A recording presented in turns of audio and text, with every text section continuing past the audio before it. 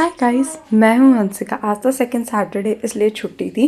फिर fresh up होने के बाद मैं चली गई थी किचन में ब्रेकफास्ट के लिए। वहाँ जाके देखा तो वहाँ बन रहा था बनाना शेक और मम्मी बनाई थी छोले चाट, जिसमें सबसे पहले तेल लेना है, उसमें जीरा डालना है, साथ में गार्लिक भी उसी वक्त ही डाल देना है और फिर इनको करना थोड़ी देर चलाना है। फिर हमने एक मैटर बनाया था, वो हमने डाल दिया और उसको थोड़ी देर पकने दिया।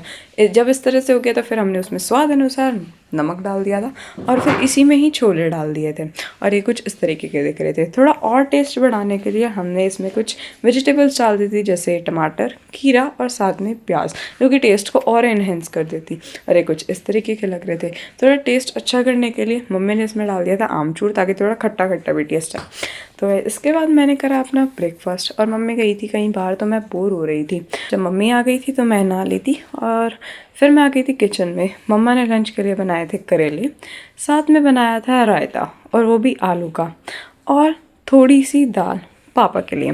फिर मैंने मम्मी को देखा तो मम्मी बना रही थी रोटी चूल्हे पे। पता नहीं क्या हो गया, आजकल जितने भी मोस्टली खाने के काम है ना वो चूल्हे पे ही होते हैं मम्मी के। फिर उसके बाद मैंने आज पहना था ये रेड कलर का सूट।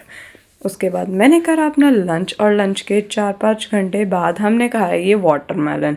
वाटरमेलन खाने के बाद हम शाम को चले गए थे घूमने, और ये वाला जो व्यू आ रहा था ना, ओ भाई। फिर मम्मी अपने साइकिल्स के कुछ स्टंट्स दिखा रही थी, आप भी देख लो गाइस।